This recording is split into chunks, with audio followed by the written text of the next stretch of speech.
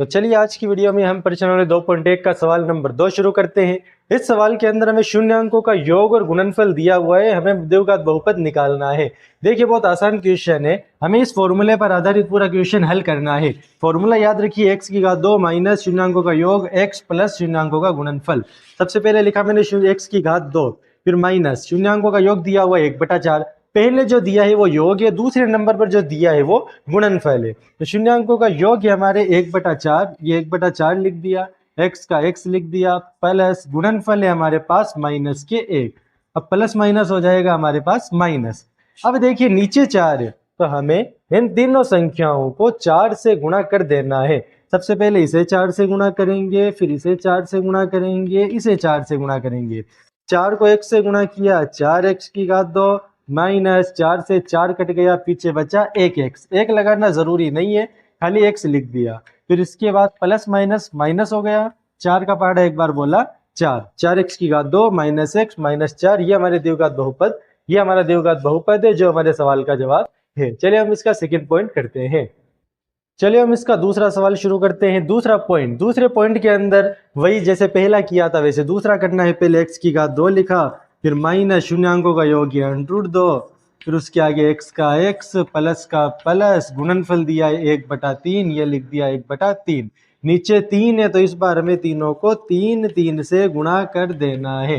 देखिए 3 को x से गुणा करेंगे 3x² माइनस 3 को √2 से गुणा करेंगे 3√2, x का x प्लस 3 से 3 कट गया, पीछे बचा 1। ये हमारा अगला द्विघात बहुपद है। चलिए हम इसका थर्ड पॉइंट करते हैं।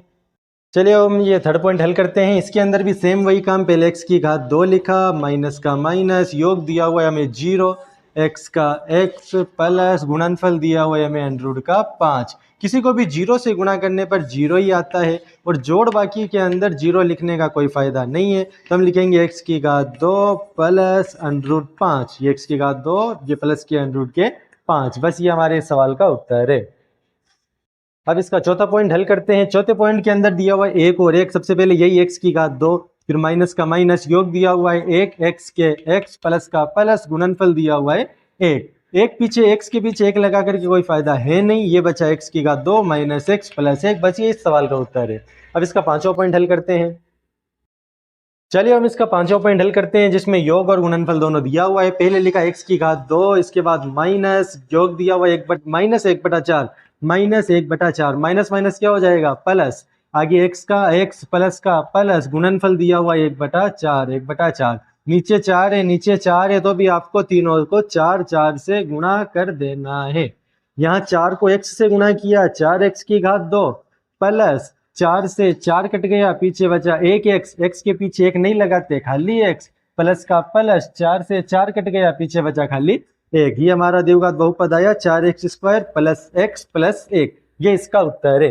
चलिए अब इसका छठा और आखिरी पॉइंट हल करते हैं, जो इसका सबसे आसान पॉइंट है। सबसे पहले x की घात 2, ये x की घात 2 माइनस, योग दिया हुआ है 4, फिर x का x प्लस का प्लस, गुणनफल दिया हुआ है 1। नीचे कुछ नहीं है, आपको किसी से गुणा नहीं करना, बस ये उत्तर हो गया।